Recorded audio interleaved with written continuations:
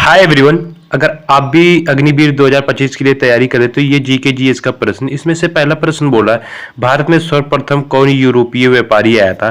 पहला ऑप्शन ये होगा पुर्तगाली, दूसरा Dutch, option number C French, option number D अंग्रेज।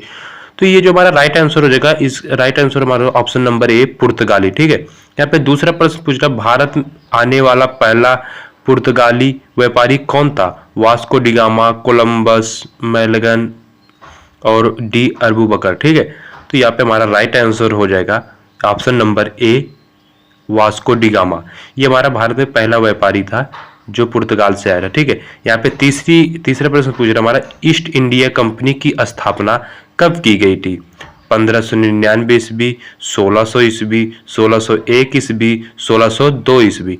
तो ये हमारा राइट आंसर हो जाएगा यहाँ पे ऑप्शन नंबर बी 1600 ईस्वी। ईस्ट इंडिया कंपनी हमारी 1600 ईस्वी में भारत आई थी। ठीक है, और फिर वहां से हमारा शासन धीरे धीरे उसने चालू किया। ठीक है, तो ये हमारा ये जो चौथा प्रश्न है, हमारा चौथा प्रश्न पूछ रहा बंगाल में दैद्य शासन की नींव किसने रखी।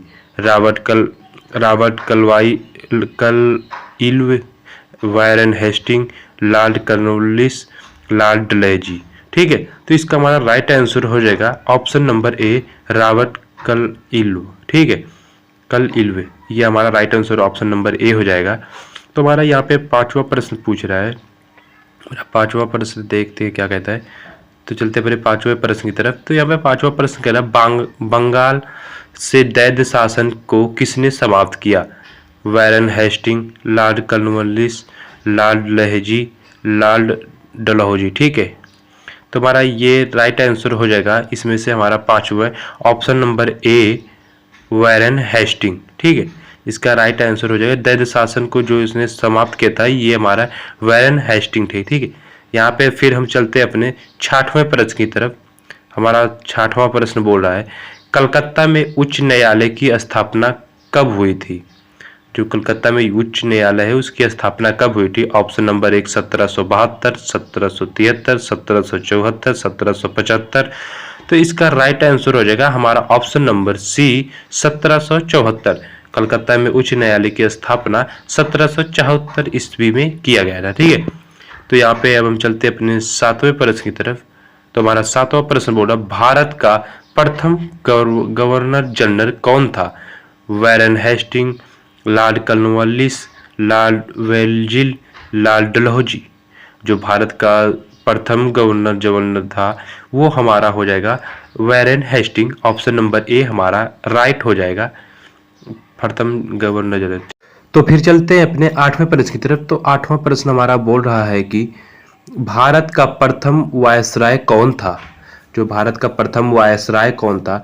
Option number A Lord Canning, Lord Dalhousie, Lord Ripon, Lord Curzon.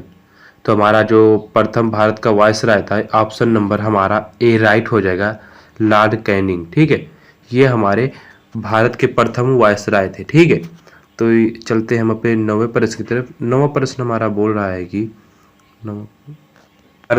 भारतीय शिक्षा का मैग्ना कार्टा लिबरेटम किसे कहा जाता है। ऑप्शन नंबर ए वुड डिस्पैच, मैकाले की शिक्षा नीति, हंटर आयोग, सर सैयद अहमद खान की शिक्षा नीति। तो इसका राइट आंसर हो जाएगा हमारा ऑप्शन नंबर ए वुड डिस्पैच। ठीक है, तो हमारा राइट आंसर हो जाएगा वुड डिस्पैच जो है मैग्ना कार्टा की लिबरेटन कहा जाता है। ठीक है, तो हम अपने अब चलते हैं लास्ट और हमारा अंतिम प्रश्न है। तो हमारा अंतिम प्रश्न है ऑप्शन हमारा देखते हैं यहाँ पर 10वें प्रश्न में। ये हमारा अंतिम प्रश्न है और अगर आप भी हमारे चैनल पे नए तो इस चैनल को सब्सक्राइब करिएगा और वीडियो पसंद आया हो तो इसे लाइक करिएगा। तो हमारा लास्ट का अंतिम प्रश्न 10वां है। तो ये पूछा गया है इसमें 1157 के विद्रोह का तत्कालिक कारण क्या था।